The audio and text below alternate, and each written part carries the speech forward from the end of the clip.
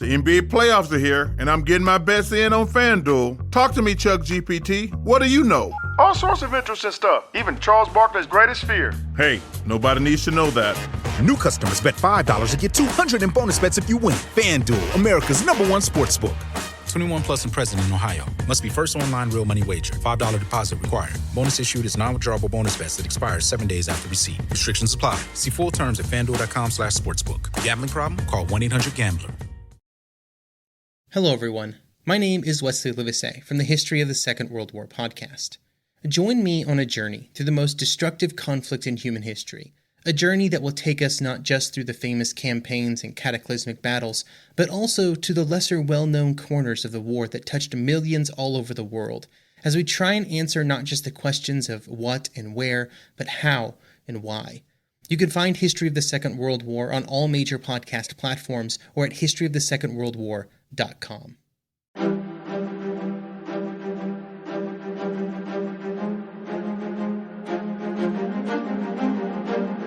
Hello, and thank you for listening to the History of World War II podcast, episode 540, Operation Citadel.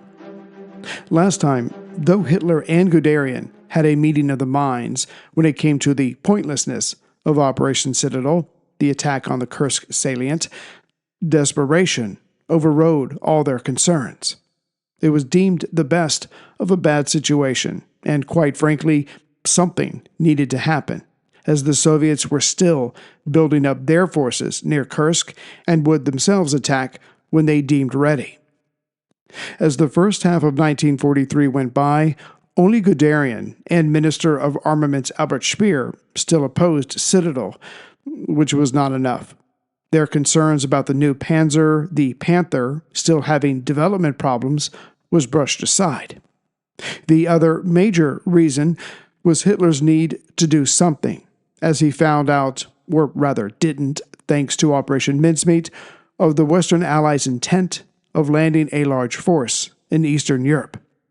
And making this decision from a group of bad options, with all that had come before, had aged the man. Hitler's personal physician, Dr. Theodor Morell, to be honest, a quack himself, had done anything but help the situation. Per Lieutenant Count von Schwerin, commander of the 16th Panzer Grenadier Division on the Eastern Front, after a meeting with Der Fuhrer, he wrote in his diary, "Hitler came over to me, a man stooping as though under a heavy burden, with slow, tired steps. Hitler was completely down."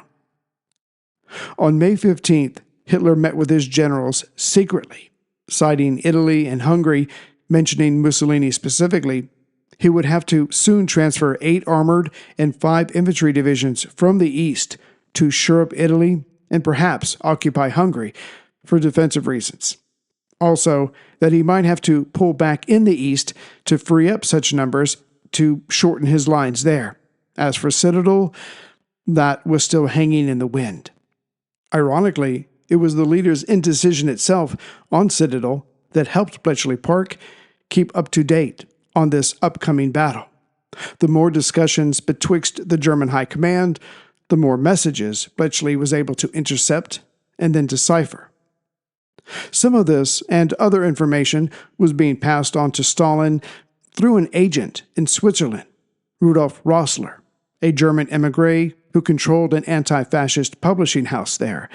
He had left Germany in 1933 when Hitler came to power, but still had close contacts there and wrote up reports for Swiss intelligence. And however it worked, these reports ended up in Russian hands, and thus the British were able to feed Rossler ultra-gained information, but it seemed to the paranoid Stalin to be coming from a disaffected German, not the untrusted British. By contrast, when Manstein, the CNC of Army Group South, had launched his counterattack that had gained him Kharkov and Belgorod, thus setting up this Kursk salient, there had been no messages. He decided things on his own, so this caught the Soviets off guard. Not so with Citadel.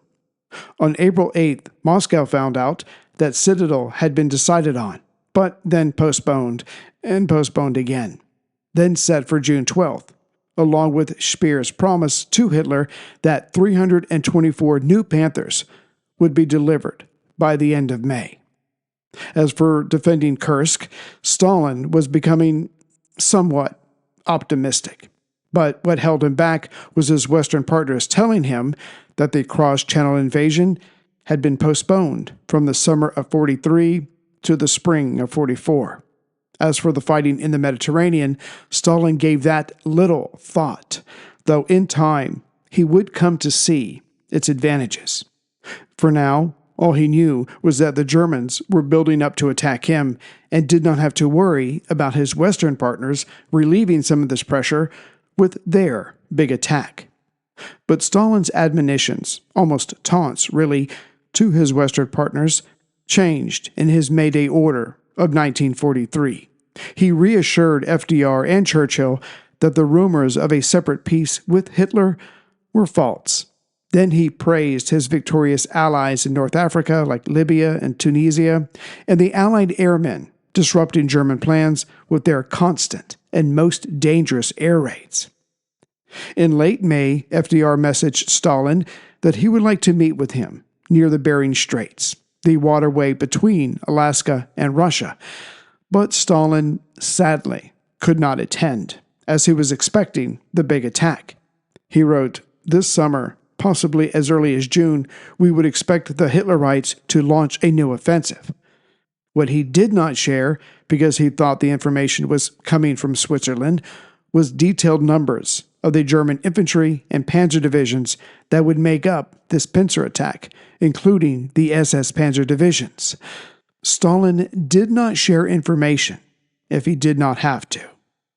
And as we have seen, Zhukov, after touring the areas to be attacked, suggested to Stalin canceling Stalin's plan to attack before the Germans moved out, to let them break themselves on Soviet defenses and then launch their attack. And this took some doing on May 12th by Zhukov, the two front commanders, and Stavka members. Still, it was done. From the creators of the popular science show with millions of YouTube subscribers comes the Minute Earth podcast. Every episode of the show dives deep into a science question you might not even know you had. But once you hear the answer, you'll want to share it with everyone you know. Why do rivers curve? Why did the T-Rex have such tiny arms? And why do so many more kids need glasses now than they used to? Spoiler alert, it isn't screen time. Our team of scientists digs into the research and breaks it down into a short, entertaining explanation, jam-packed with science facts and terrible puns. Subscribe to Minute Earth wherever you like to listen. During the spring and early summer of 1943, the opposing air arms went at each other around the Kursk area, trying to disrupt each other's land forces. For the Soviet pilots, it had been quite a journey to reach this point. When Barbarossa commenced, the Soviets, in all regards, were caught off guard, and by early October 1941, some 5,000 aircraft, all kinds, had been destroyed by the Axis planes. Yet, as most of these Soviet planes had been destroyed while on the ground, the greatest shame, some executions of Soviet officers had taken place. But this meant that the Soviet pilots were still alive, and in time, some of those pilots, with others, trained on the new and improved aircraft put out by Soviet factories. Moreover, those new Soviet aircraft were actually better than their German counterparts. First, the Soviet aircraft were designed in the late 1930s, early 1940s, whereas the Germans were flying machines designed back in the early 1930s. Specifically, the Lakochin LA-5 F-9 fighters, which entered service in the fall of 1942. It was a better performer all around than the Messerschmitt Bf-109G, though the Focke-Wulf FW-190A, which came out in 1941, was a fighter to be feared, with its two 7.9mm MG-17 machine guns, two 20mm MG-151 cannon in the wing roots, and two 20mm MG-FF cannon in the wings. Next, the Petroyakov PE-2FT dive bomber, developed in 1939 with a top speed of 361 miles per hour at 16,400 feet, was superior to the Junkers Ju-87 from 1936. Lastly, aside from the planes themselves, the Soviets only had one front to send their planes to, the Germans 3. Thus, the 25,000 Soviet planes built in 1942 were on the Eastern Front, as the Germans' 15,000 airplanes went to one of 3 fronts. And as the Soviet air forces were practically wiped out in 1941, when CNC Marshal A.A. Novikov took over the air arm in April of 42, he reorganized everything. He put intelligent men in the right positions, encouraged them to make decisions, and this was only one of many changes. Still, when it came to destroying Soviet tanks, the Henschel HS-129B, the only specialist anti-tank aircraft the Germans had, was as solid as it gets, along with the Stuka Ju-87G. Having said that, when the Soviets did start up their counterattacks, it would be 2,000 Soviet aircraft against 400 German fighters and bombers. Sometimes, numbers just matter more. In fact, before the Germans attacked the salient, the Soviets had 500 day bombers, 400 night bombers, 1,060 fighters, and 940 ground attack aircraft, and that was just in the Kursk salient. They had more to the north and south of this. Opposing them would be, to the north, Luftflotte 6, based at Orel, and to the south, around Belgorod, Luftflotte 4, supported by the 2nd Hungarian Air Corps. Also in this area was Luftflotte 4's commander, which had been Field Marshal Wolfram von Richthofen. But in mid-June, Hitler had sent him to the Mediterranean, as things there were not going well. Now in command was General Otto Deslock, and Deslock, between the two Luftflotten, would eventually have just over 2,000 aircraft, 1,200 bombers, 600 fighters, 100 ground attack, and 150 reconnaissance aircraft. And this was by far the bulk of what the Germans had on the Eastern Front. And of note, there were times when Soviet reconnaissance flights found panzers hiding in forests, but they were left alone. Because, 1, to attack them would only make the Germans move them until they could not be found, and 2, now at least the Russians knew what was coming at them, and from where. And what was waiting for both pincers of the Germans' attack were 3 echelons of Soviet defensive lines, made up of 17 armies, with tanks, anti-tank ditches, anti-tank guns, minefields, barbed wire, and artillery per each line. Never had such numbers been put together by the Soviets or anyone else, all waiting to receive whatever the Germans could throw at them. For now, the Russian soldiers were put through their paces, training every day under the eye of Zhukov. After battling doubt, H-hour was set by Hitler, 3 a.m. on July 5th. But the day before, a preliminary attack would be carried out in some sections to seize observation posts to assist the German artillery. And on that day, the Chief of Staff of 48th Panzer Corps wrote in his diary, "Independence Day for the United States, the beginning of the end for Germany." And despite his continued misgivings, the Panthers' problems and not having enough men, and the OKH saying, for a whole host of reasons, let's delay Citadel, Hitler ordered the attack to commence. The attack plan, simplified, was to have one force, General Model's 9th Army, reinforced, attack to the south from Orel. Meanwhile, Manstein, with his forces, would push up north from Belgorod.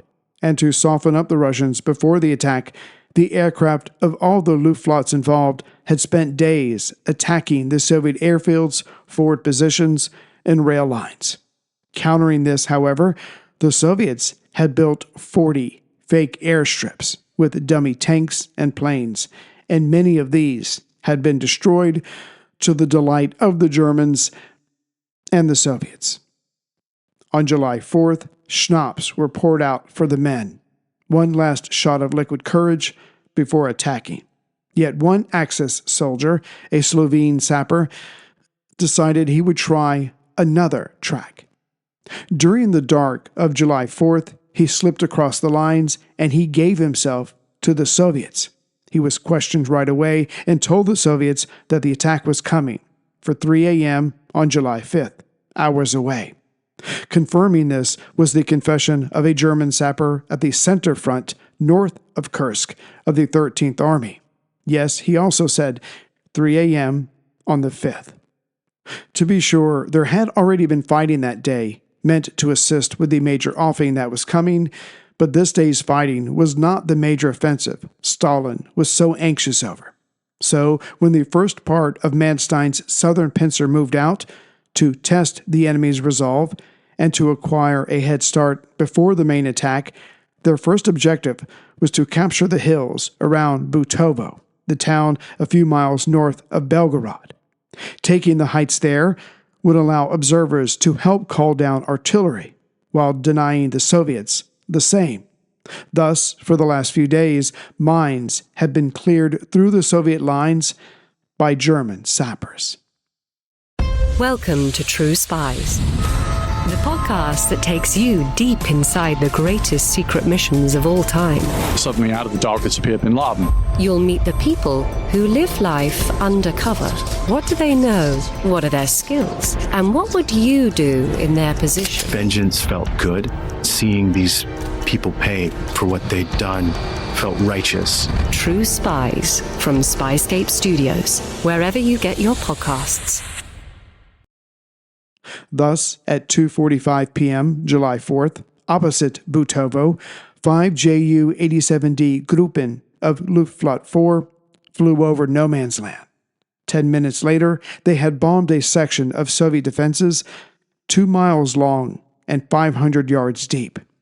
Next, German artillery opened up, including Nebelwerfer rocket batteries, the German version of the Russian Kayushka rockets, and these could cover an area 2,200 yards long by 110 yards deep with 108 rockets in 10 seconds.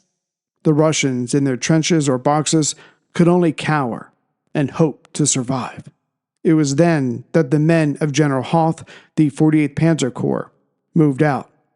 Panzer grenadiers, riflemen, assault guns, and engineers all traversed the lanes cleared of mines.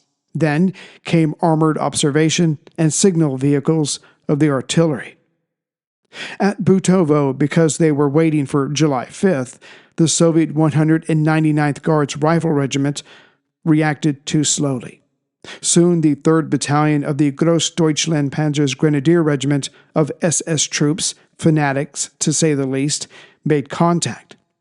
The high ground just south of Butovo was taken by the thoroughly practiced 111th Panzer Division. It was fortunate that they had rehearsed this over and over, as heavy rains were now coming down, minimizing visibility. By 4:45 p.m., still July 4th, German artillery observers were atop the heights, again south of Butovo. Before them was a view of the first echelon of Soviet defenses. Meanwhile, to the north of Butovo, the Soviet 71st Guards Rifle Division had been quicker on the uptake, giving the Panzer Fusilier Regiment of Grossdeutschland and the 394th Panzer Grenadier Regiment stiffer resistance. The Germans, not having time for this, as not wanting to wreck the timetable, decided to swing around and get in behind the stubborn Soviets here, but they wouldn't succeed until midnight, when July 4th became July 5th. Mostly, the work was done by German flamethrowers. Meanwhile, as General Van Tutten was in command of the Voronezh front here, this was his problem to deal with. So he ordered his artillery to hit the enemy on Butovo's left or southern flank, as the Germans already controlled that height, and for the 6th Guards Army to be ready to receive the main German southern pincer attack, and for the 7th Guards Army on the 6th left or eastern flank to assist. Clearly, the German objective was the town of Obayan, to the northwest of Belgorod. The Germans could be allowed to try to head north, but only west of the first echelon of Soviet defenses, not to its east, not behind it. In essence, the Germans were being herded. The panzers moved on, having to deal with the mud as much as the enemy. Meanwhile, to the far north, the Soviet Central Front, taking on the northern pincer thrust of Army Group Center, was commanded by General Konstantin Rokossovsky. Also there was Zhukov, who was getting reports of the July 4th attacks near Belgorod. He was told of the information given to the Russians by the two enemy POWs. And not wanting to lose his head should things go wrong, Rokossovsky asked Zhukov, "What do we do now?" Zhukov ordered a counter-artillery barrage, but on a massive scale, one that would consume half the ammunition they had to hand. As in, why let the enemy launch their attack unimpeded? So at 2:20 a.m., July 5th, 10 minutes before the German bombardment was to start, the Central Front's artillery opened up first. This went on for 30 minutes, and when the Soviet guns went quiet, 100 German batteries had been affected. To what degree was the million-dollar question. Still, by 4:45 a.m., the German guns had recovered and started giving as good as they had got. Adding to this were the bombers of Luftwaffe 6, all targeting the Soviet 13th Army. Trying to counter this, Rokossovsky ordered 1,000 guns to fire for 30 minutes again. This disturbed the German timetable, but what it did not do was cause massive enemy casualties. And as it was still dark, the Soviet air arm was not as active as the German air forces. By 5:30 a.m., both Russian fronts were engaged by enemy infantry, panzers, and artillery. The Soviet 13th Army was blocking the northern pincer attack, and to its immediate left, the 70th Army was engaged as well, as was, as we have seen, the Soviet 6th Guard and 7th against the southern pincer attack. So, this was it. All that work, the moving of forces, the concealment, the plans, the patience, the holding back of Stalin wanting to be the first to attack, was all about to be tested. Had they been right, was defense better than offense around the Kursk salient? That depended on how far the Germans were able to push in.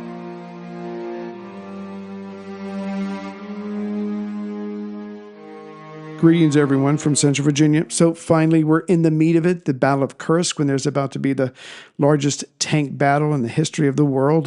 So we'll see how that goes. But again, just having three defensive lines with more men than ever, I just, the man with the funny mustache and Guderian were right. This isn't going to work. And we've all done this thing where you're like, okay, I know this isn't going to work, but I'm going to hope something unpredictable or weird happens. And then, no, that's not how life works. If you know it's not going to work, there's a good chance it's not going to work because you've already figured it out subconsciously. Anyway, I'm babbling, but you know what I'm saying.